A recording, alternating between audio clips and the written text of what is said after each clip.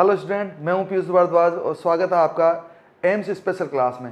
Student, आज की class में हम साइकेट्रिक नर्सिंग सब्जेक्ट के बहुत ही इंपॉर्टेंट एमसीक्यूज हैं उनको सॉल्व करेंगे और इन क्वेश्चंस को आपको रटने की आवश्यकता नहीं है। इन क्वेश्चंस को हम विथ रेशनल सॉल्व करेंगे। तो आइए बिना किसी तरीके स्टार्ट करते हैं। सबसे पहले देखते हैं फर्स्ट क्वेश्चन। देखिए यहाँ पे आपको क्या देखना है कि ये जो क्वेश्चंस हैं इनको जो है हम बहुत ही बेसिक और विथ रेशनल जो है वो सॉल्व करने की कोशिश करेंगे ताकि जो है हमारा कंसेप्ट क्लियर हो और हमारे को रटने की आवश्यकता नहीं पड़े। तो देखते हैं स्टूडेंट, सबसे पहले क्वेश्चन, सबसे जरूरी बात होती है सबसे पहले क्वेश्चन जो होता है उसको अच्छी तरह से पढ़ना, उसको समझना कि वो क्या कहना चाह रहा है। तो देखते हैं, हमारा क्वेश्चन है एक्सपीरियंस फॉल्स सेंसरी परसेप्शन। जो क्लाइंट है उसको क्या हो रहा है, false sensory perception with no basis in reality, this perception is known as. एक इंडिविजुअल है जिसको फॉल्स सेंसरी परसेप्शन जो है वो फील हो रहा है with no basis in reality, यानी कि रियलिटी में कोई स्टिमुलाई नहीं है और फिर भी उसको क्या हो रहा है, परसेप्शन फील हो रहा है। इस प्रकार का परसेप्शन जो है वो क्या कहलाता है? ऑप्शन है हमारे हेलुसिनेशन, डेल्यूजन, इल्यूजन और थॉट ब्लॉक। अब इस क्वेश्चन को हम दो तरह से और बहुत ही इजी तरीके से सोल्व करने की कोशिश करेंगे। सबसे पहले देख रहे हैं कि वो हमारे से पूछ रहा क्या है, परसेप्शन, यानी कि वो हमारे से पूछ रहा है कि अगर इस तरह का परसेप्शन होता है तो वो कौन सा परसेप्शन डिसऑर्डर है। और हमारे को अच्छी तरह पता है जो परसेप्शन डिसऑर्डर होते हैं वो दो प्रकार के होते हैं, एक होता है illusion and second one is hallucination. दूसरा कौन सा होता है, हेलुसिनेशन। ये दो टाइप जो हैं वो किसके हैं, परसेप्शन डिसऑर्डर के। अब यहां पे आपको ये दोनों को याद कैसे रखना है, इसको हम बहुत ही इजी तरीके से समझते हैं। देखिए कैसे याद रखेंगे इसको। इल्यूजन में ये ध्यान रखना है आपको, ऑब्जेक्ट या मैं कहूं स्टिमुलाई या हम कहें इन्वायरमेंटल स्टिमुलाई, इन्वायरमेंटल स्टिमुलाई, या आपको क्वेश्चन में दिया जाएगा कि ऑब्जेक्ट स्टिमुलाई या एनवायरमेंटल स्टिमुलाई। तो अगर हम ये बात करें, इल्यूजन की बात करें, तो इसमें ये ऑब्जेक्ट कहें, स्टिमुलाई कहें या एनवायरमेंटल स्टिमुलाई कहें, ये क्या होती है, प्रेजेंट होती है। क्या होती है स्टूडेंट, प्रेजेंट होती है। जबकि अगर हेलुसिनेशन की बात करें तो ये तीनों चीजें जो हेलुसिनेशन में क्या होती है, एब्सेंट होती है। क्या होती है, एब्सेंट होती है। इसीलिए जो इल्यूजन है उसको क्या कहा जाता है, उसको कहा जाता है मिस परसेप्शन। इल्यूजन को क्या कहा जाएगा, मिस परसेप्शन। जबकि हेलुसिनेशन को क्या कहा जाता है, फॉल्स परसेप्शन। क्या कहा जाता है, फॉल्स परसेप्शन।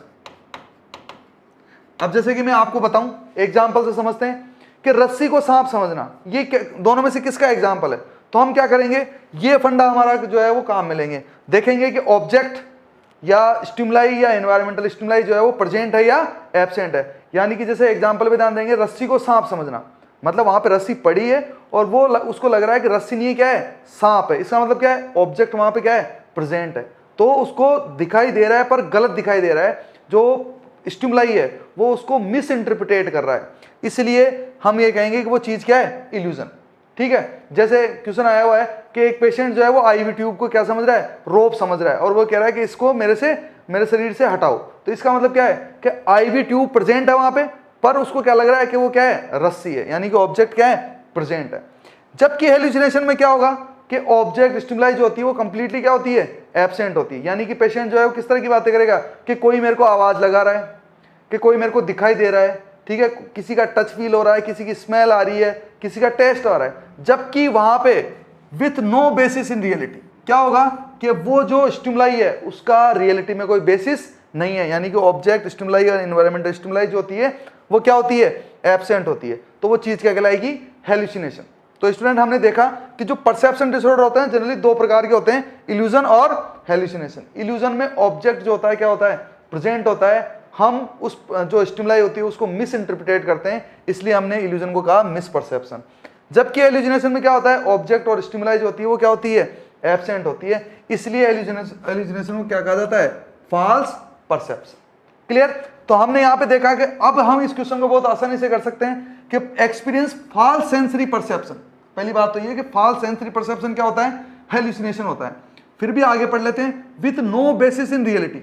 और वो जो स्टिमुलाई है उसका रियलिटी में कोई बेसिस नहीं है, तो वो चीज़ क्या कहलाएगी, वो चीज़ कहलाएगी हमारी हेल्यूसिनेशन, वो चीज़ क्या कहलाएगी, हेल्यूसिनेशन। बाकी अगर ऑप्शन की बात करें, डेल्यूजन और आपकी थॉट ब्लॉक, ये दोनों जो है वो क्या है, थिंकिंग डिसऑर्डर है, ठीक है। डेल्यूजन से भी बहुत सारे क्वेश्चन पूछे जाते हैं, पूछते हैं कि डेल्यूजन किसका डिसऑर्डर है, तो हम ये कहेंगे कि ये क्या है, थॉट डिसऑर्डर है।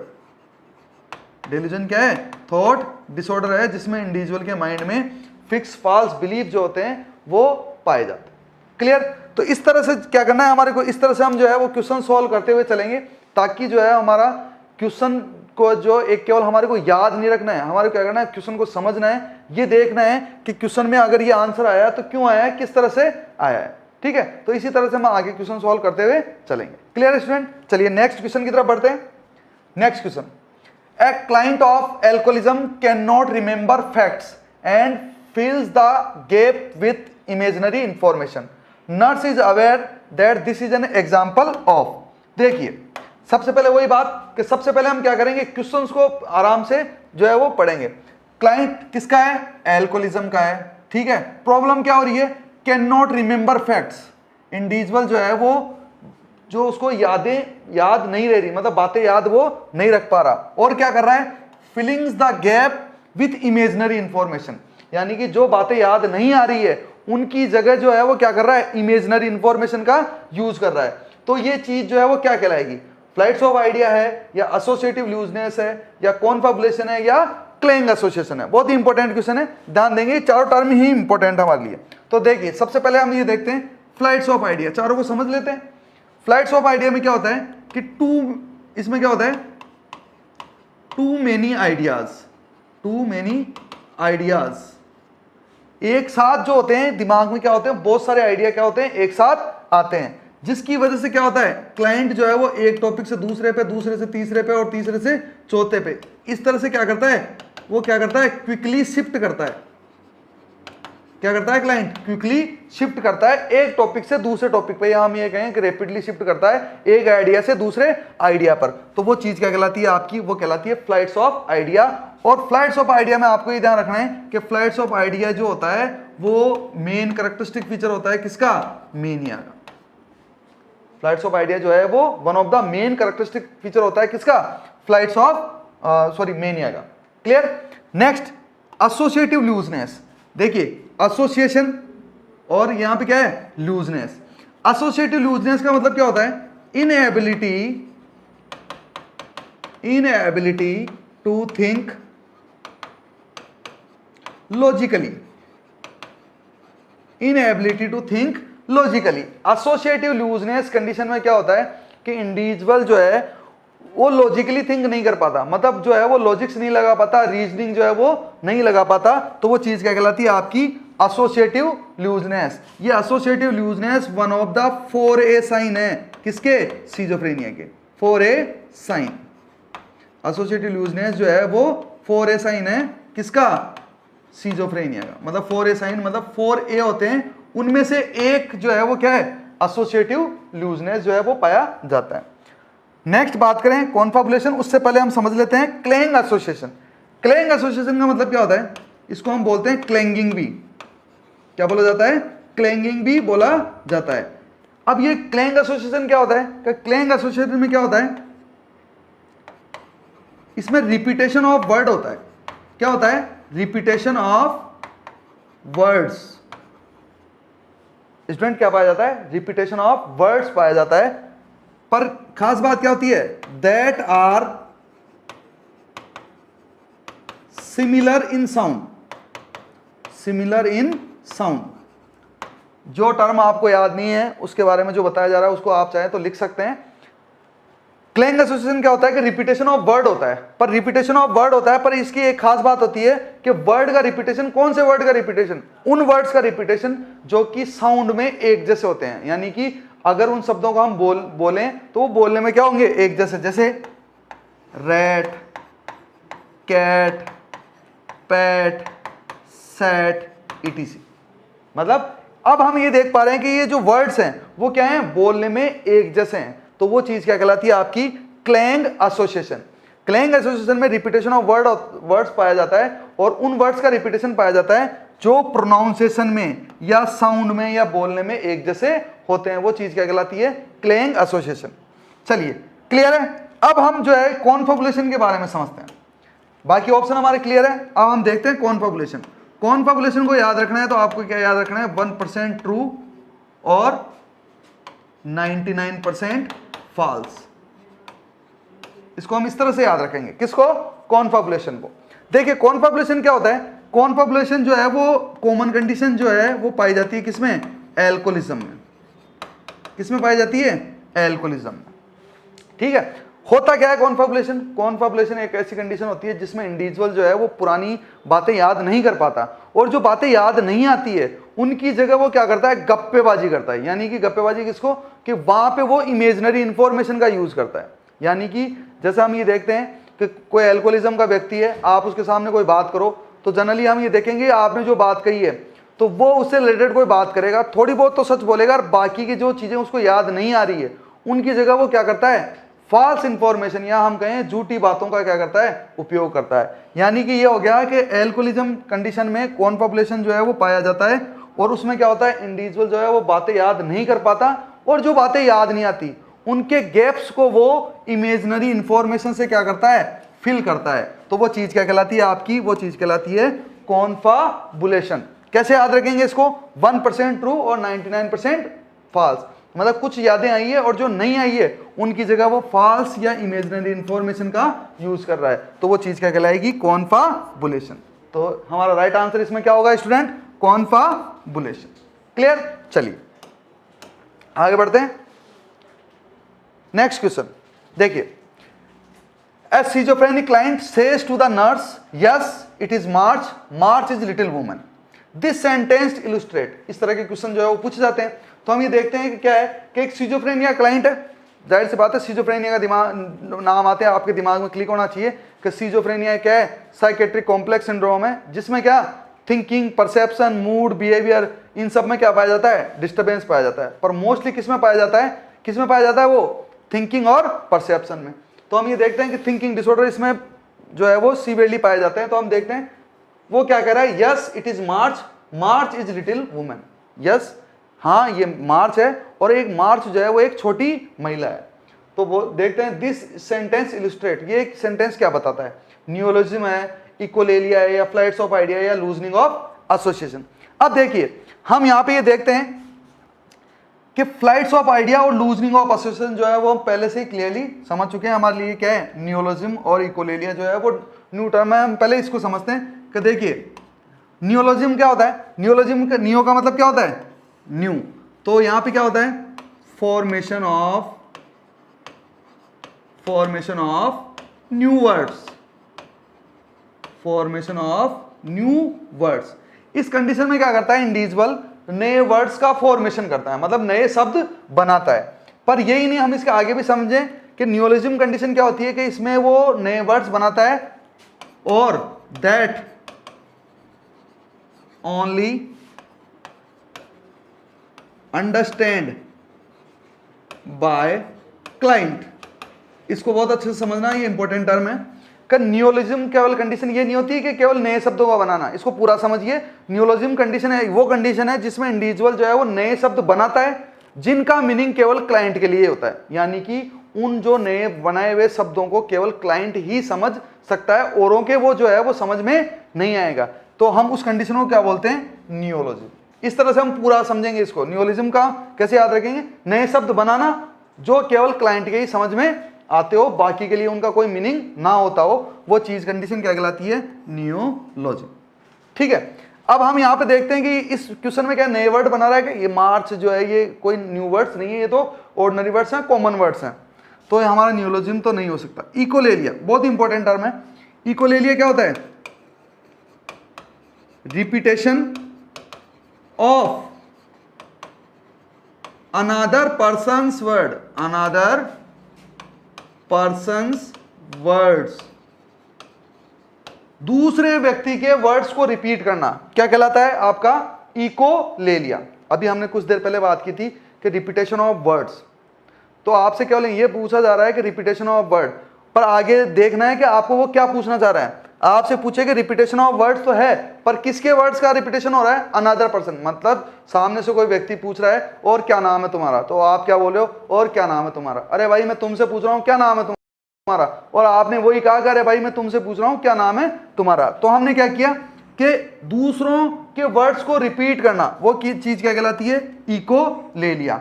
इसलिए इस इको ले लिया क्या बोलते हैं? ऐसा किस में पाया जाता है? इसमें पैरेट में पाया जाता है, तो ये बोला जाता है parrot like repetition. Parrot like repetition, याद रखिएगा, केवल वर्ड्स का रिपीटेशन इकोलेलिया नहीं कहलाएगा, दूसरे व्यक्ति के वर्ड्स का रिपीटेशन जो है वो कहलाता है इकोलेलिया। तो ये दो टर्म्स जो है हमारे क्लियर है। ऐसा इनमें से कुछ नहीं हो रहा तो हमारे को ये क्लियर हो गया कि ये दो ऑप्शन तो नहीं है। जाहिर सी बात है, ऑप्शन किन में से? इन दोनों में से। तो आइए देखते हैं, इनको क्लियर करते हैं, दोनों में से कौन सा होगा। फ्लाइट्स ऑफ आइडिया क्या होता है कि बहुत सारे आइडिया जो है वो क्या होते हैं? माइंड में आते हैं, जिसकी वजह से इंडिविजुअल जो है वो एक टॉपिक से दूसरे टॉपिक पे क्या करता है? शिफ्ट करता है। यहाँ पे भी हम ये देखते हैं कि एक टॉपिक से वो क्या कर रहा है? दूसरे टॉपिक पे शिफ्ट कर रहा है। तो कंफ्यूजन हो सकता है कि बहुत से इसमें क्या करेंगे? Flights of idea. पर मैं आपको बताता हूँ एक चीज ध्यान रखना कि फ्लाइट्स ऑफ आइडिया में इंडिविजुअल एक टॉपिक से दूसरे पे और दूसरे से तीसरे पे और तीसरे से चौथे पे इस तरह से क्या करता है? शिफ्ट जो है वो करता रहता है। और क्या करता है? क्विकली क्या करता है? शिफ्ट करता है। पर ध्यान देने की बात यह है कि फ्लाइट्स ऑफ आइडिया में थिंकिंग जो है वो अबनॉर्मल नहीं होती, बस क्या हो गई? थिंकिंग जो है वो फास्ट हो गई। मतलब बहुत सारी थॉट एक साथ माइंड में आ रही है, तो इंडिविजुअल एक टॉपिक से दूसरे टॉपिक पे शिफ्ट तो करेगा, पर जो भी बात बोलेगा वो कैसे बोलेगा? लॉजिकली बोलेगा। कैसे बोलेगा? लॉजिकली बोलेगा। ये चीज आपको थोड़ा ध्यान रखनी है। लॉजिक एब्सेंट हो जाता है किसमें? वो हो जाता है किसमें? लूजनिंग ऑफ एसोसिएशन में। लूजनिंग ऑफ एसोसिएशन में क्या होता है कि इंडिविजुअल जो है उसमें लॉजिकल थिंकिंग जो है वो नहीं पाई जाती। तो यहाँ पे इंडिविजुअल जो है वो लॉजिक्स का यूज नहीं कर पाता, वो चीज क्या कहलाती है? लूजनिंग ऑफ एसोसिएशन, या हम कहें एसोसिएटिव लूजनेस, एक ही बात है। तो हम यहाँ पे कह रहे हैं कि आदमी देखो ये बोल रहा है कि यस इट इज मार्च, ये मार्च है, और मार्च जो है एक छोटी महिला है। अब ये चीज जो है, ये सेंटेंस जो है वो, इसमें कोई लॉजिक नहीं है। मार्च जो होता है वो एक महीने का नाम होता है, पर ये बोल रहा है कि एक महिला है जो छोटी महिला है जिसका नाम क्या है? मार्च है। तो हम ये देख रहे हैं कि इस कंडीशन में जो है इंडिविजुअल लॉजिकली थिंकिंग नहीं कर पा रहा, तो वो चीज क्या कहलाएगी आपकी? वो कहलाएगी लूजनिंग ऑफ एसोसिएशन। क्लियर है स्टूडेंट? हाँ, तो इस तरह से हम ये कहेंगे कि जो हमारा आंसर है वो क्या है? लूजनिंग ऑफ एसोसिएशन, जिसमें इंडिविजुअल जो है वो लॉजिकली थिंक नहीं कर पाता। क्लियर? चलिए आगे चलते हैं। नेक्स्ट क्वेश्चन है A nurse is caring for a client with depression। चलो कीवर्ड्स ढूंढते चलो कि क्लाइंट जो है वो किसका है? डिप्रेशन का है। Who had not respond to antidepressant medication। अब वो क्लाइंट जो है जिसको डिप्रेशन का क्लाइंट है और मेडिसिन दी जा रही है, कौन सी? एंटी डिप्रेशन ड्रग, पर कंडीशन क्या है कि वो नॉट रेस्पॉन्ड, मतलब उन मेडिकेशन को रेस्पॉन्ड नहीं कर रहा है, मतलब एंटी डिप्रेशन ड्रग देने के बाद भी डिप्रेशन की हालत में कोई सुधार नहीं पाया जा रहा है। The nurse anticipate that what treatment procedure में बी प्रिस्क्राइब।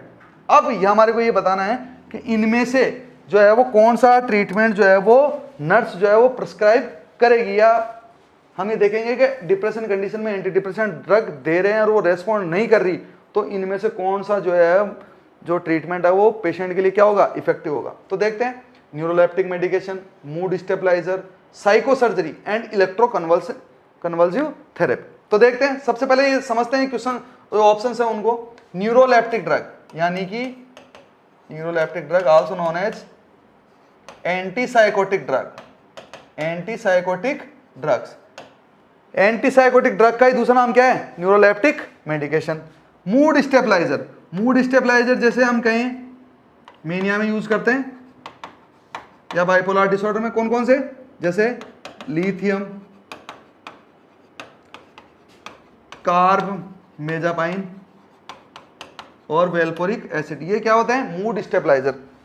साइकोसर्जरी और इलेक्ट्रोकन्वल्सिव थेरेपी।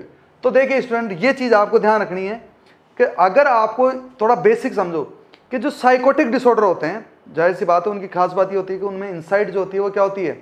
एब्सेंट होती है। दूसरी बात जो है कि इनमें ऑर्गेनिक कॉजेज जो होते हैं वो मोस्टली क्या होते हैं?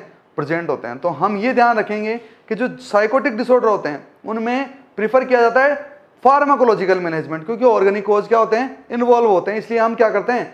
फार्माकोलॉजिकल मैनेजमेंट को ज़्यादा इंपॉर्टेंस देते हैं। और फार्माकोलॉजिकल इंपॉर्टेंस को देते हैं, उसके बाद में अगर हम देखें सेकंड चॉइस जो होती है वो क्या होती है, ईसीटी। साइकोथेरेपी या साइको सर्जरी जो है, हम इनकी बात करें तो हमारे को पता है कि साइकोटिक डिसऑर्डर में जो है वो क्या होती है, इनसाइट एब्सेंट होती है, यानी कि रियलिटी के साथ में उनका कनेक्शन जो होता है वो क्या होता है, थोड़ा कम होता है। तो साइको सर्जरी और साइकोथेरेपी की बात करें तो वो थोड़ी कम सक्सेसफुल पाई जाती है साइकोटिक क्लाइंट में। तो हम जाहिर सी बात है कि यहाँ पे न्यूरोलेप्टिक मेडिकेशन तो किसको दी जाती है, साइकोटिक पेशेंट को, यानी कि जिसमें साइकोटिक सिम्टम प्रेजेंट होते हैं उनको ट्रीट करने के लिए न्यूरोलेप्टिक या हम कहें एंटीसाइकोटिक ड्रग दी जाती है। मूड स्टेबलाइजर जो है हम किस में यूज करते हैं, मेनिया कंडीशन में, ताकि पेशेंट का जो है वो क्या करें, मूड को क्या कर सकें, स्टेबलाइज कर सकें। साइको सर्जरी जो जनरली हम क्या किस में करते हैं, न्यूरोटिक डिसऑर्डर में। तो हमारे पास में ऑप्शन कौन सा बचा, इलेक्ट्रोकन्वल्सिव थेरेपी। ये ध्यान रखना है आपको कि इलेक्ट्रोकन्वल्जन थेरेपी जो है वो प्रिफर्ड ट्रीटमेंट है डिप्रेशन के क्लाइंट के लिए, अगर जो क्लाइंट जो है वो एंटी डिप्रेशन ड्रग से जो क्या नहीं हो रहा, इंप्रूव नहीं हो रहा। इसके लिए हम जो है एक इंपॉर्टेंट बात करने जा रहे हैं, यहाँ पे ध्यान देंगे, ईसीटी की बात करते हैं। तो देखिए यहाँ पे ये ध्यान रखना है कि आपको दो चीजें जो है बतानी जरूरी है, क्योंकि यहाँ से क्वेश्चंस आते हैं। तो हम अगर बात करें, मोस्ट इंडिकेशन पूछा जाएगा आपसे, क्या पूछा जाएगा, मोस्ट इंपॉर्टेंट या मोस्ट कॉमन इंडिकेशन। तो हम ये कहेंगे मोस्ट इंडिकेशन क्या होता है, डिप्रेशन। केवल डिप्रेशन नहीं होता, ये आपको थोड़ा ध्यान रखना है, डिप्रेशन विथ सुसाइडल आइडिएशन। एक क्लाइंट ऐसा है जो डिप्रेशन का है और साथ में सुसाइडल आइडिएशन शो कर रहा है, तो ये कंडीशन जो है वो ईसीटी के लिए क्या है, मोस्ट कॉमन इंडिकेशन या मोस्ट इंपॉर्टेंट क्या है, इंडिकेशन है। मतलब इस तरह का अगर क्लाइंट जो है वो पाया जा रहा है तो उसमें ईसीटी जो है वो सबसे ज्यादा इफेक्टिव होती है और ईसीटी का यूज हम करेंगे ही करेंगे। दूसरी बात ये ध्यान रखना कि मेनिया में जनरली हम ये देखते हैं कि मोस्ट इंडिकेशन तो क्या हो गया, एक तरह से डिप्रेशन हो गया, क्योंकि सुसाइडल आइडिएशन डिप्रेशन में ही कॉमन पाए जाते हैं। मेनिया कंडीशन में भी ईसीटी का यूज करते हैं। तो पर कंडीशन क्या है, कंडीशन ये है कि if client not respond to lithium, ये चीज आपको ध्यान रखनी है। अगर क्लाइंट जो है वो लिथियम को रेस्पॉन्ड नहीं कर रहा है, यानी कि लिथियम देने के बावजूद भी क्लाइंट के कंडीशन में कोई इंप्रूवमेंट नहीं हो रहा है, तब जाके हम फिर क्या यूज करते हैं, तब उस कंडीशन में क्या होता है, ईसीटी जो है वो ट्रीटमेंट हम प्रीफर करते हैं। तो ये आपसे पूछ सकते हैं, ये क्वेश्चन भी बन सकता है यहाँ से कि क्लाइंट जो है मेनिया का है और वो लिथियम को कोई रेस्पॉन्ड नहीं कर रहा है, मतलब लिथियम से जो है कोई इंप्रूवमेंट नहीं हो रहा है, क्योंकि लिथियम क्या होती है, ड्रग ऑफ चॉइस होती है, किसमें, मेनिया में। अब ड्रग ऑफ चॉइस जो है उसका कोई रेस्पॉन्ड नहीं आ रहा, तो कौन सा प्रीफर्ड ट्रीटमेंट होगा, तब हम कहेंगे कौन सा प्रीफर्ड ट्रीटमेंट होगा, ईसीटी जो है वो प्रीफर्ड ट्रीटमेंट होगा। क्लियर। चलिए, तो हमने देखा है कि यहाँ पे हमने देखा कि जो ऑप्शन होगा, राइट आंसर हमारा क्या होगा, ईसीटी, यानी कि डिप्रेशन का क्लाइंट जो है अगर वो रेस्पॉन्ड नहीं कर रहा है एंटी डिप्रेशन ड्रग को, तो हम देंगे ईसीटी। क्लियर। चलिए आगे बढ़ते हैं, नेक्स्ट क्वेश्चन इंपॉर्टेंट है, देखिए देखते हैं। Mental health is defined as, आपके सामने चार ऑप्शन है और ये पूछा गया है कि मेंटल हेल्थ जो है वो इनमें से कौन सा जो है वो मेंटल हेल्थ की क्या है, डेफिनेशन है। तो देखते हैं, the ability to distinguish what is real from what is real from what is not. क्या ये पता करना है कि क्या रियल है और क्या नहीं है, ये मेंटल हेल्थ होती है। या फिर हम कहेंगे state of well being where a person can realize his और own ability, can cope with normal stress of life, ठीक है, एंड वर्क प्रोडक्टिवली। क्या ये मेंटल हेल्थ है। क्या is the promotion of mental health, prevention of mental disorder, nursing care of patient during illness and rehabilitation, क्या ये mental health है, या एब्सेंस ऑफ मेंटल इलनेस जो है वो मेंटल हेल्थ कहलाती है। अब जगह अगर हम लॉजिक की बात करें तो जाहिर सी बात है कि सबसे पहले जो हमारा ध्यान जाएगा किस ऑप्शन पे जाएगा, वो ऑप्शन डी पे जाएगा कि एब्सेंस ऑफ मेंटल इलनेस जो है वो क्या कहलाएगी, भाई मेंटल इलनेस का नहीं होना क्या कहलाती है, मेंटल हेल्थ। पर ध्यान दीजिए, यहाँ पे थोड़ा सा हम इसको समझने की कोशिश करेंगे कि केवल मेंटल इलनेस का नहीं पाया जाना ही मेंटल हेल्थ नहीं होती है। आपको याद है कि जब हमने कहा था कि ये मेंटल हेल्थ की डेफिनेशन पढ़ी थी, तो एक WHO ने मेंटल हेल्थ की डेफिनेशन दी थी। किसने, WHO ने। और उसको हमने कैसे याद किया था, फॉर कैन। कैसे याद करना था हमारे को, फॉर कैन, मतलब चार काम अगर इंडिविजुअल जो है वो कर पा रहा है तो वो क्या है, मेंटल हेल्थ है। जैसे कि हम अगर इस ऑप्शन पे ध्यान दें तो देखिए, complete state of well being होनी चाहिए, मेंटल हेल्थ क्या है? कंप्लीट स्टेट ऑफ क्या होनी चाहिए? वेल बीइंग, जिसमें इंडिविजुअल कैन रियलाइज हिज और ऑन एबिलिटी, यानी कि इंडिविजुअल को अपनी एबिलिटीज, अपनी जो क्वालिटीज होती है उनके बारे में पता होना चाहिए और वो उसी के अकॉर्डिंग क्या करेगा? काम करेगा। Can corp with normal stress of life, और जो डेली लाइफ का जो नॉर्मल स्ट्रेस होता है उसके साथ में वो क्या कर सके? कोप कर सके। कैन वर्क प्रोडक्टिवली, और काम ऐसा करे जिसका क्या होता हो? कोई रिजल्ट निकलता हो। और इसी के साथ में कैन कॉन्ट्रीब्यूट टू हिज और हर कम्युनिटी, तो वो चीज क्या कहलाती है? वो कहलाती है मेंटल हेल्थ। तो हम ये कहेंगे केवल ये भी क्या होती है? ये मेंटल हेल्थ की डेफिनेशन ही है, पर क्या है? आधी है। क्या है? आधी। कंप्लीट डेफिनेशन कौन सी होगी हमारे पास में? ये होगी। बाकी अगर हम ये कहें कि ऑप्शन सी की बात करें तो ये क्या है? ये एक तरह से हम ये देखेंगे मेंटल हेल्थ नर्सिंग की क्या है? डेफिनेशन है, क्योंकि इसमें क्या हो रहा है? Promotion of mental health, prevention of mental illness, rehabilitation और ट्रीटमेंट। तो ये ऐसा हम किस में करते हैं? ये नर्सिंग की ब्रांच होती है जिसमें हम प्रमोशन करते हैं मेंटल हेल्थ का, प्रिवेंशन करते हैं मेंटल इलनेस का, ट्रीटमेंट और केयर दी जाती है मेंटली इल क्लाइंट को, और साथ ही साथ मेंटली इल क्लाइंट को रिहेबिलिटेट किया जाता है। तो हम ये देखते हैं यहाँ पे ये मेंटल हेल्थ नर्सिंग की डेफिनेशन है। तो हमारे पास में राइट आंसर क्या हो गया हमारा? बी जो है वो क्या कहलाती है? मेंटल हेल्थ जो है वो कहलाई कंप्लीट। अगर डेफिनेशन की बात करें तो क्लियर स्टूडेंट? चलिए आगे बढ़ते हैं। Okay, important question, the super ego is that part of psych that, super ego जो है वो कौन सा पार्ट है साइक का जो क्या करता है? Uses defensive function for protection, या impulsive and without morals, determine the circumstances before making decision, या the censoring portion of the mind. जैसा कि स्ट्रक्चर ऑफ पर्सनालिटी डिसऑर्डर जो पढ़ा था हमने, उसमें हमने देखा था कि जो सिगमंड फ्रॉइड की थ्योरी के अकॉर्डिंग 3 कंपोनेंट बताए उन्होंने, id, ego and super ego. Id, ego and super ego. Id को कैसे याद रखना है? प्लेजर, ईगो को रियलिटी, और सुपर ईगो को मोरालिटी। सुपर ईगो को मोरालिटी, यानी कि इंस्टेंट प्लेजर के लिए जो पार्ट काम करता है वो कौन सा होता है? इड होता है। रियलिटी पे जो बेस होता है, यानी उसको जो इस पे काम करता होगा उसको पता है कि क्या रियल सिचुएशन है और उसमें वो क्या क्या जो है उसके पास में रियल ऑप्शंस है, तो वो क्या है? ईगो। सुपर ईगो किस में है? मोरालिटी में, मतलब नियम, कायदे, कानून, social norms, social values, tradition, इनके अकॉर्डिंग जो काम करता हो वो चीज क्या होती है? Super ego. तो हम ये देखते हैं कि जाहिर सी बात है कि आप इसको इस तरह से याद मत रखो, इस तरह से याद रखो कि 3 कंपोनेंट, इसको हम इस तरह से समझ सकते हैं कि जैसे सपोज करिए 3 दोस्त हैं और वो कहीं जा रहे हैं, रास्ते में उन्होंने आम का बगीचा देखा, तो आम का बगीचा देखते हैं उस 3 दोस्तों में से पहला दोस्त बोला कि यार चलो आम खाते हैं। उसने आगे पीछे ऊपर नीचे कुछ नहीं सोचा, क्या कहा कि जैसे उसको आम दिखे और उसको क्या है भाई चलो आम खाएंगे तो प्लेजर फील होगा, तो वो बोलता है चलो आम खाते हैं। तो जो इसने ये बोला हमने उसका नाम क्या रख दिया? इडरा, क्योंकि जो जिसने बोला कि चलो आम खाते हैं, क्यों? क्योंकि वो बायोलॉजिकल नीड पे जो है काम कर रहा है, क्योंकि वो आम खाएगा तो उसको प्लेजर फील होगा, तो वो हो गया इड। दूसरा दोस्त बोलता है कि आम का बगीचा है तो चौकीदार भी होगा, और जाहिर सी बात है अगर हम चौकीदार से बिना पूछे गए तो हमारे को मार खानी पड़ सकती है। तो ये चीज क्या है? रियलिटी पे बेसिस है। जाहिर सी बात है कि आम का बगीचा ऐसे कोई सूना नहीं छोड़ेगा, क्योंकि सब ऐसे तो सब आएंगे और आम खा के चले जाएंगे। तो ईगो ने क्या किया? वो जो बोला था वो कौन है? ईगो, जिसने क्या रियलिटी पे काम किया।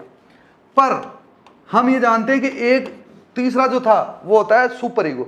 उसने क्या कहा? कि उसने कहा कि चोरी करना गलत बात है। एक ने कहा चलो आम खाते हैं, एक ने कहा यार चौकीदार भी होगा, पर तीसरा जो है वो सबसे ज्ञानी पुरुष है, वो क्या बोल रहा है कि यार चोरी करना जो है वो गलत बात है, किसी के बिना पूछे जाना या चोरी करना जो है वो बिल्कुल गलत बात है। तो आप खुद ही देखिए यहाँ पे ईगो जो था वो रियलिटी पे काम कर रहा था और इड जो था वो प्लेजर पे काम कर रहा था, पर मोरालिटी पे काम करने वाला ही जो है क्या है? Values, norms. ये अब ये किसने बनाया? चोरी करना गलत बात है, ये एक सोशल नॉर्म्स है। तो हम ये देखते हैं कि सही गलत का फैसला जो है वो किसने किया? सुपर ईगो ने। तो सुपर ईगो ही जो होता है वो क्या होता है? सेंसरिंग पोर्शन होता है माइंड का। क्या होता है? Censoring portion.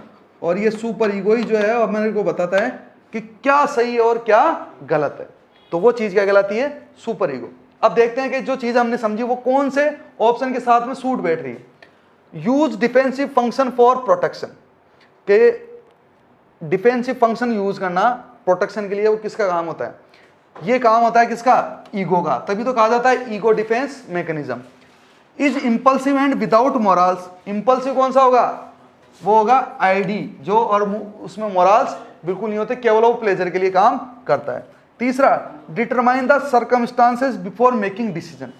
ऐसा जो अगर हमारे को कोई काम कर रहे हैं उससे पहले जो है हमारे को डिसीजन जो है वो क्या करना है, मेक करना है, तो उसके लिए कौन हेल्प करेगा, जाहिर सी बात है वो कौन करेगा, ईगो हेल्प करेगा। क्यों, क्योंकि वही रियलिटी पे बेस है, वही बताएगा हमारे को कि क्या क्या सर्कमस्टांसेस हैं और क्या क्या हमारे लिए ऑप्शन है और क्या क्या हम डिसीजन ले सकते हैं।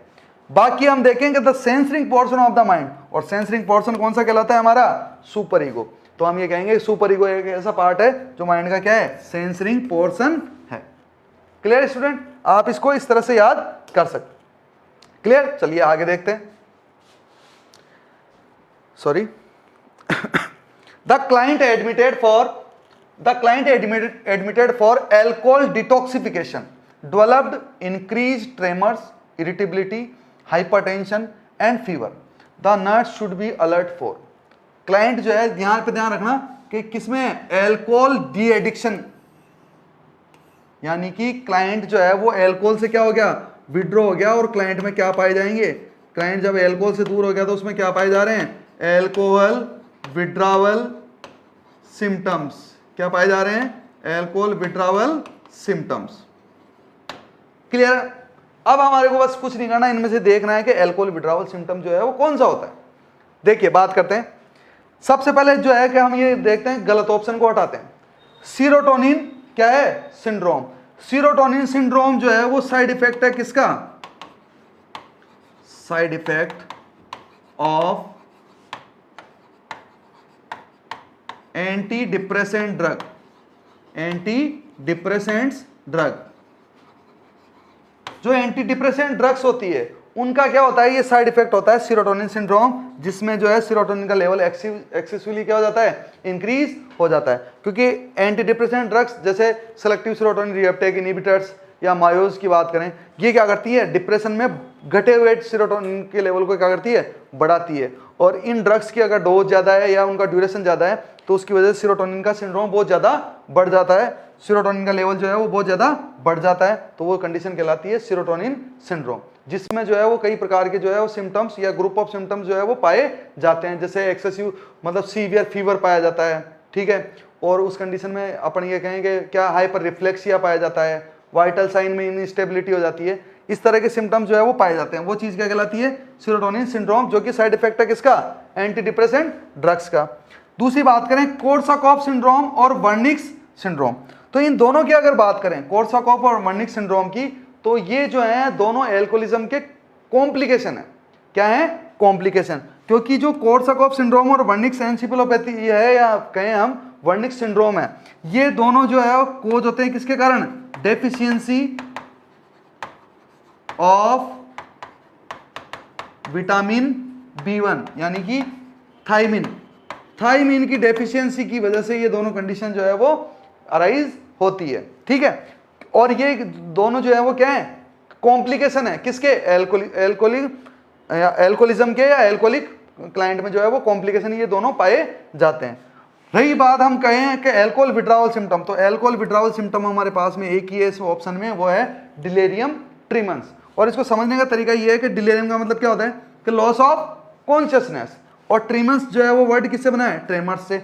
यानी कि हम ये कहें कि डिलेरियम ट्रीमंस वो कंडीशन होगी जो अल्कोहल विड्रावल सिम्टम का सबसे मेन अल्कोहल विड्रावल सिम्टम होता है, जिसमें क्या पाया जाता है कि इंक्रीज ट्रेमर्स पाए जाते हैं, ट्रेमर्स पाए जाते हैं, इरिटेबिलिटी पाई जाती है, साथ में साथ हाइपरटेंशन पाई जाती है और फीवर पाया जाता है। दूसरी बात ये कि इस डिलेरियम ट्रीमंस में जो है वो हेलुसिनेशन भी पाए जाते हैं, कॉन्शियसनेस थोड़ी लॉस हो जाती है, जिसकी वजह से इसमें क्या पाए जाते हैं, हेलुसिनेशन। और कौन से, ऑडियो और विजुअल, ऑडियो और विजुअल हेलुसिनेशन भी इसमें पाए जाते हैं। और सबसे मोस्ट कॉमन जो है अल्कोहल विड्रावल सिम्टम होता है वो होता है डिलेरियम ट्रीमंस। तो ये इस तरह से भी हम इस क्वेश्चन को सॉल्व कर सकते हैं।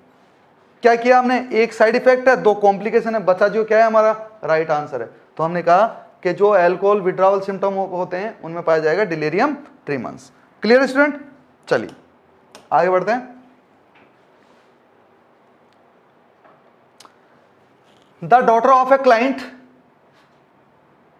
The daughter of a client of dementia revealed that the client used her toothbrush to comb her hair, this is an example of.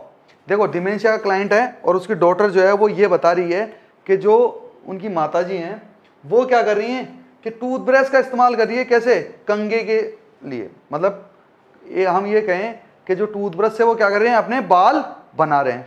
तो वो चीज़ जो है वो क्या कहला रही है, इनमें से वो किसका एग्जाम्पल है। तो देखिए सबसे पहले ये देखते हैं कि सबसे पहले इंपॉर्टेंट बात ये है कि आपको ऑप्शन में दिख रहा है अप्रेक्सिया, अफेजिया, एग्नोसिया और अमनेशिया। इसके अलावा जैसे हम एक चीज़ और ऐड कर दें यहाँ पे, सपोज करो आजकल 5 ऑप्शन भी आते हैं, तो हमने ये ऐड कर दिया, एक कंडीशन ऐड कर दी, वो क्या है, एनोमिया। अगर हम इनको कंबाइंडली बात करें तो कंबाइंडली ये है 5A साइन। क्या हो गए, 5A साइन, जो कि मेनली किस में पाए जाते हैं, अल्जाइमर डिमेंशिया में। किस में पाए जाते हैं, अल्जाइमर डिमेंशिया में। क्लियर, यानी कि ग्रुप ऑफ सिम्टम जो है 5A, अप्रेक्सिया, अफेजिया, एग्नोसिया, अमनेशिया और एनोमिया जो है वो कंबाइंडली पाए जाते हैं किसमें, अल्जाइमर डिजीज। पहली बात तो ये। चलिए दूसरी बात ये देखते हैं कि अगर टूथब्रश को कंघे की जैसे इस्तेमाल कर रहा है तो जाहिर सी जो है ये कंडीशन क्या है। तो सबसे पहले देखते हैं जो गलत बताते हैं, अमनेशिया ये क्या होता है, टोटल और पार्शियल, टोटल और पार्शियल लॉस ऑफ मेमोरी। अमनेशिया हमने पढ़ चुके हैं, अमनेशिया क्या होता है, टोटल और पार्शियल लॉस ऑफ मेमोरी। और ये 4 तरह का होता है, रिट्रोग्रेड, एंट्रोग्रेड, ठीक है, सॉरी 3 तरह का होता है, रिट्रोग्रेड, एंट्रोग्रेड और सर्कमस्क्राइब्ड, ठीक है, अमनेशिया। दूसरी बात करते हैं जैसे अफेजिया। अफेजिया क्या होता है, inability to communicate,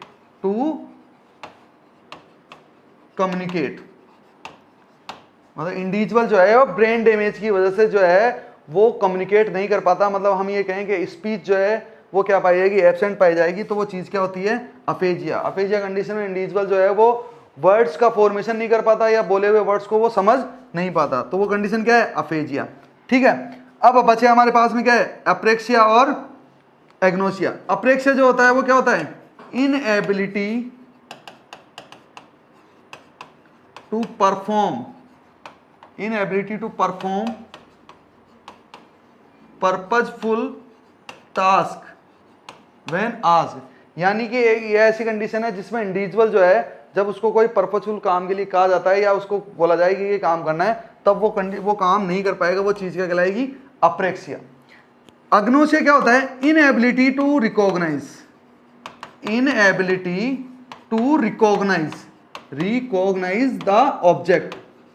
the object.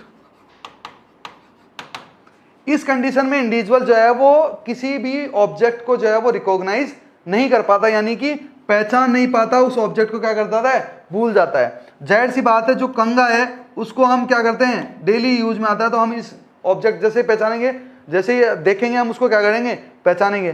पर ये जो क्लाइंट है वो क्या कर देगा, उसको भूल जाएगा और उसकी जगह वो किसका इस्तेमाल कर रहा है, टूथब्रश का इस्तेमाल करेगा, यानी कि उसको ऑब्जेक्ट को क्या कर गया, वो भूल गया। और वो कंडीशन क्या कहलाएगी आपकी, एग्नोसिया। क्या कहलाएगी, एग्नोसिया।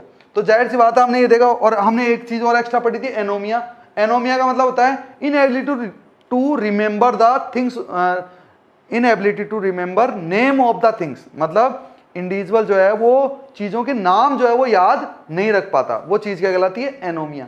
और ये सारे के सारे जो ए से स्टार्ट होते हैं वो किस में पाए जाते हैं, अल्जाइमर डिमेंशिया में, जो 5A साइन के नाम से जाने जाते हैं। क्लियर, चलिए आगे बढ़ते हैं, नेक्स्ट क्वेश्चन की तरफ बढ़ते हैं। A male client has intense fear of riding an elevator. He claims as I will die inside. The client is suffering from. एक क्लाइंट जो है वो एलिवेटर यानी कि लिफ्ट से के अंदर जाने से डर रहा है और ये कह रहा है कि अगर मैं इसके अंदर गया तो मैं मर जाऊंगा। तो जाहिर सी बात है ये जो है वो कौन से प्रकार का क्या है, फोबिया है। तो समझते हैं, देखो, एगोरेफोबिया, सोशल फोबिया, क्लस्ट्रोफोबिया या जीनोफोबिया। आपको पता है कि फोबिया से रिलेटेड क्वेश्चन जो है वो इंपॉर्टेंट है, लगभग पूछे जाते हैं एग्जाम में। तो सबसे पहले देखते हैं जो सबसे इंपॉर्टेंट टाइप है, एगोरेफोबिया। एगोरेफोबिया का मतलब क्या होता है, fear from being alone, fear from being alone, अकेले रहने से डर, या हम कहें और इन पब्लिक पैलेस, और इन पब्लिक पैलेस। आप समझने की कोशिश करना कि एगोरेफोबिया क्या होता है कि क्लाइंट को अकेले रहने से डर लगता है, और कहां पे, पब्लिक पैलेस में। मतलब पब्लिक, हम इस तरह से भी बोल सकते हैं कि पब्लिक पैलेस में जहां पे बहुत सारे लोग हो, वहां पे अकेले रहने से डर जो होता है वो क्या कहलाता है, एगोरेफोबिया। ठीक है, ये आपको इस तरह से इसलिए बताया जा रहा है क्योंकि जैसे मान लो क्वेश्चन आ गया, एक बार क्वेश्चन आया था, fear from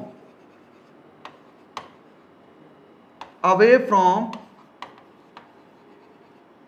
home setting, home setting, ये क्या होता है, यानी कि घर से बाहर किसी जगह अकेले रहने से डर जो होता है वो क्या होता है, वो भी क्या होता है आपका एगोरेफोबिया होता है। तो हम इसको समझेंगे इस तरह से ही कि एगोरेफोबिया क्या होता है, अकेले रहने से डर जो होता है वो क्या होता है, एगोरेफोबिया। और पर्टिकुलर क्या है कि पब्लिक प्लेस जैसे बस, ट्रेन, टनल्स, ठीक है, ऑन द ब्रिज, इस तरह की जगह पे उसको ये लगता है कि यहाँ पे उसको तुरंत जो है वो हेल्प नहीं मिल सकती, या अगर कोई मुसीबत आ गई तो वो यहाँ से एकदम से बच के नहीं निकल सकता, या उसको तुरंत यहाँ पे सहायता नहीं मिल सकती। तो वो चीज़ क्या कहलाती है आपको, वो चीज़ कहलाती है एगोरेफोबिया। स्टूडेंट क्या करते हैं कि जैसे मैंने ये कहा कि फियर फ्रॉम पब्लिक या fear from in public place alone condition में, मतलब अकेले रहने में, पब्लिक प्लेस में अकेले रहने से डर जो है वो क्या कहलाएगा। तो बहुत से स्टूडेंट क्या कर देते हैं, सोशल फोबिया। सोशल फोबिया क्या होता है, ये इस तरह से ध्यान रखो, fear from social activity, fear from social activity, मतलब ऐसी एक्टिविटी जो हम सोशली कर सकते हैं। जैसे हम ये कहें कि स्टेज परफॉर्मेंस, स्टेज परफॉर्मेंस, ठीक है, या पब्लिक ईटिंग, मतलब ऐसे काम जहां पे इंडिविजुअल को लगता है कि वहां पे उसकी जो है वो क्रिटिसाइज हो सकता है, उसका क्रिटिसिज्म हो सकता है, उसकी बुराई हो सकती है। तो इस वजह से वो क्या करता है कि वो सोशली सही हो जाता है, यानी कि वो ऐसी एक्टिविटी को अवॉइड करता है जो कैसी है, सोशल एक्टिविटी है। जैसे स्टेज परफॉर्मेंस, बहुत से लोगों के सामने उसको कोई परफॉर्मेंस देनी है, या सबके सामने जो है वो खाना खाना है, तो वो चीज़ क्या होती है, वो चीज़ होती है सोशल फोबिया। पब्लिक प्लेस में अकेले रहने से डर जो है वो सोशल फोबिया नहीं होता, वो क्या होता है, एगोरेफोबिया। सोशल फोबिया का मतलब ये होता है कि बस बहुत सारे लोगों के सामने कोई एक्टिविटी परफॉर्म करने से डर, यानी कि सोशल एक्टिविटी करने से डर। बाकी देखते हो क्लस्ट्रोफोबिया और जीनोफोबिया।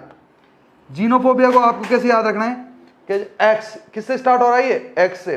तो आपने वो पहले मैथ के क्वेश्चन किए होंगे ना, माना कि एक्स की वैल्यू, यानी कि एक्स जो था वो क्या रहता था, हमेशा हमारे लिए अननोन रहता था, स्ट्रेंजर रहता था।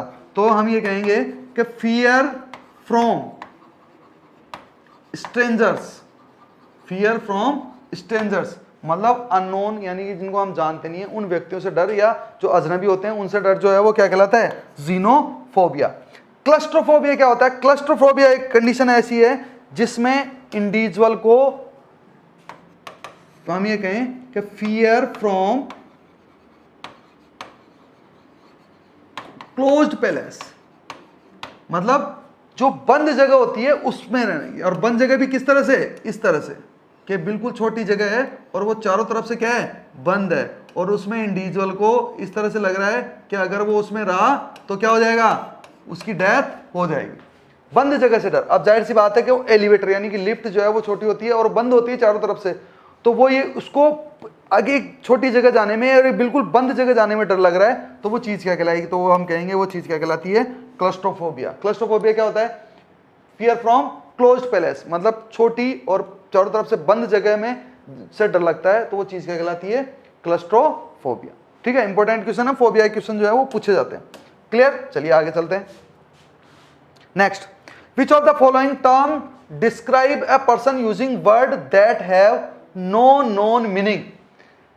देखिए क्वेश्चन क्या कह रहा है, which of the following term describe, इनमें से कौन सी टर्म जो है वो डिस्क्राइब करेगी कि एक पर्सन जो है वो using word that have no known meaning, person जो है ऐसे वर्ड्स यूज कर रहा है जिनका कोई जाना पहचाना मतलब नहीं है, तो वो चीज क्या कहलाएगी।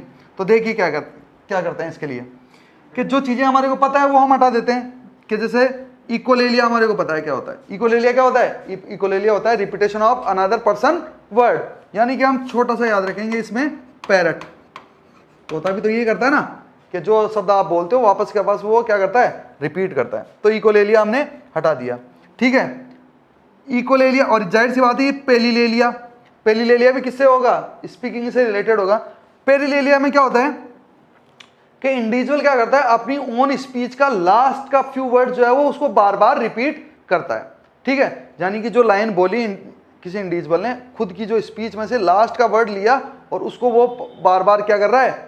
रिपीट कर रहा है। और आप इसको इस तरह से समझो, ऐसे याद नहीं होता, इस तरह से समझो कि जनरली हम ये देखते हैं कि आपने बादशाह के गाने सुने होंगे, उसमें वो कहता है कि ये लड़की पागल है, पागल है, पागल है, पागल है। यानी कि उसने एक वर्ड लिया अपनी स्पीच का ही लास्ट का और उसको क्या करता है, क्या कर रहा है? वो बार रिपीट कर रहा है। तो वो चीज क्या कहलाती है? पेलिलेलिया, मतलब repetition of last few words of on speech, मतलब अपनी स्पीच के लास्ट के फ्यू वर्ड्स का रिपीटेशन, वो क्या कहलाता है? पेलिलेलिया। जबकि इकोलेलिया क्या है? Repetition of another person word, कोई व्यक्ति दूसरा वर्ड बोल रहा है और आप उसके वर्ड को क्या कर रहे हो? रिपीट कर रहे हो। वर्ड सैलेड, वर्ड्स यानी कि शब्द, और ये क्या है? सैलेड। सैलेड का मतलब क्या होता है? मिक्सचर। सैलेड में हम क्या करते हैं? वेजिटेबल मिक्स करते हैं ना बहुत सारी, जैसे ऑनियन है जो है, ठीक है। तो हम क्या करते हैं इसमें सैलेड में, क्या करते हैं हम? वेजिटेबल्स क्या करते हैं? मिक्स करते हैं। तो यहाँ पे हम क्या करते हैं? यही होता है वर्ड सैलेड का मतलब क्या होता है? Abnormal mixture of words, abnormal mixture of words. Individual जो है वो वर्ड्स को क्या कर देता है? मिक्स कर देता है। जबकि हम यहाँ पे देखें नियोलॉजिज्म, तो हमने ये समझा था नियोलॉजिज्म का मतलब क्या होता है? Formation of new words that only understand by client, यानी कि यहाँ पे नए शब्द बनाता है जो केवल क्लाइंट के लिए ही क्या होते हैं? उनका मीनिंग होता है, दूसरों के लिए उनका कोई नॉन मीनिंग नहीं होता है। समझा था ना मैंने? यानी कि नए शब्द बनाना जो केवल क्लाइंट के द्वारा ही समझे जा सकते हैं। अब कोई और उनको सुनेगा तो जाहिर सी बात है उन वर्ड्स का कोई दूसरों के लिए कोई मतलब नहीं निकलेगा, कोई मीनिंग नहीं निकलेगा। तो वो चीज क्या कहलाएगी? हमारी नियोलॉजिज्म। क्लियर? चलिए next. A nurse is developing a plan of care for a client with anorexia nervosa. Important,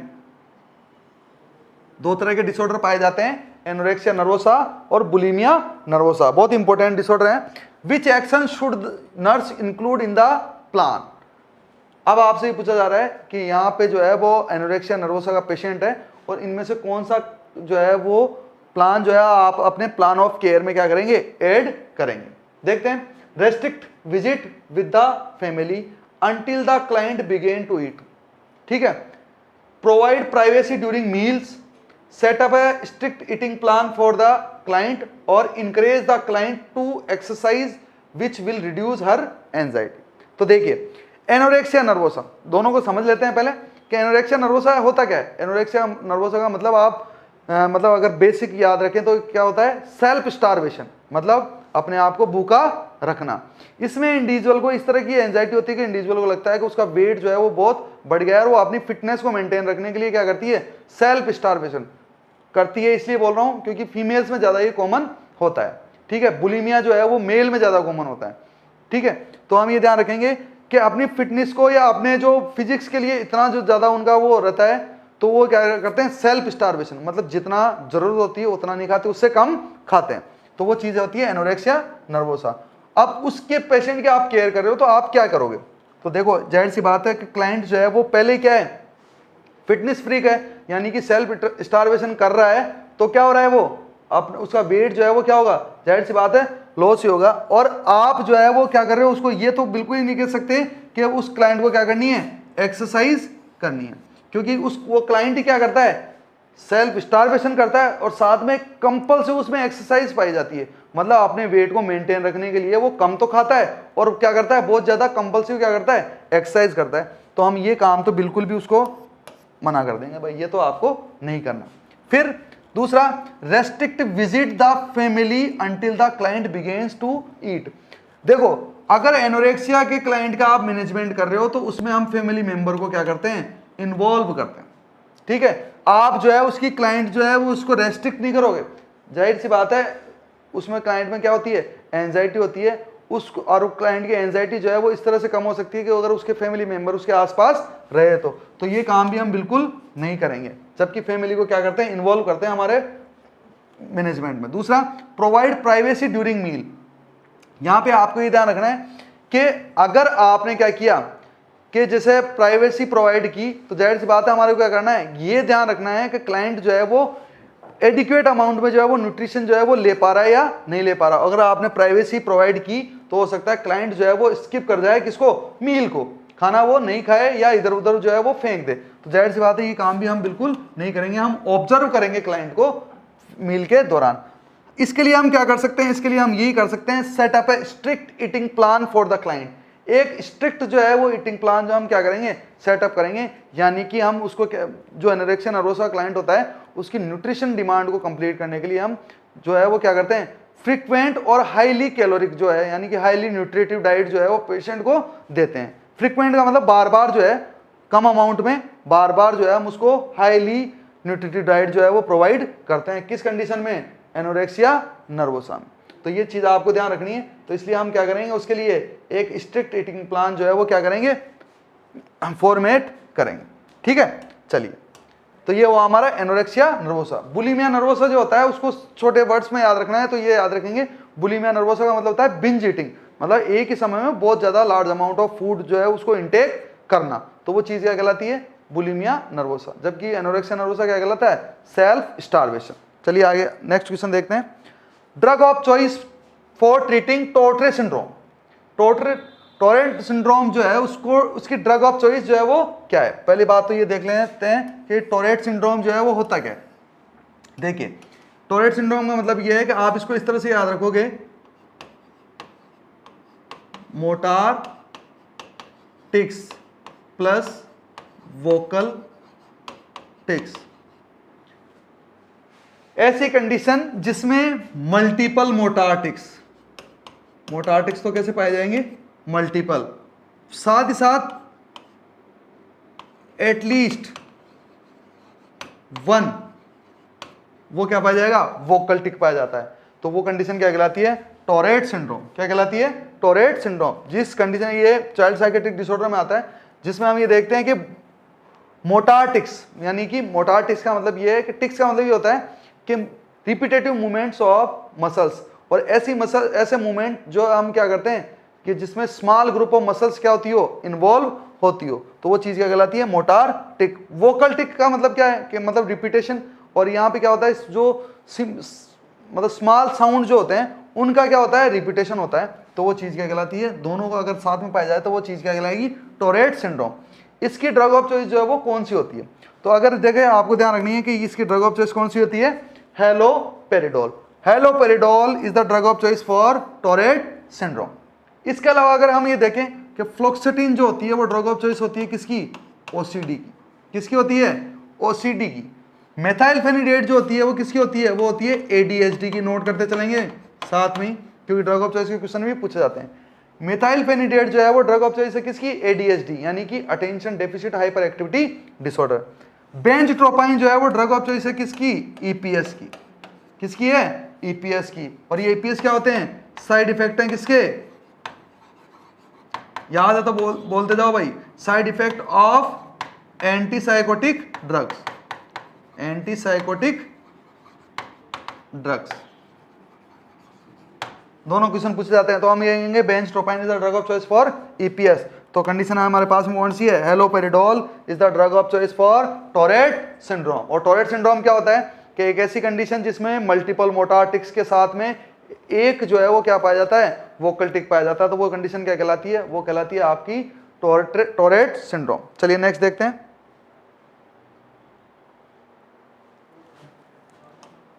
next question है, a client begins to experience alcoholic hallucinosis.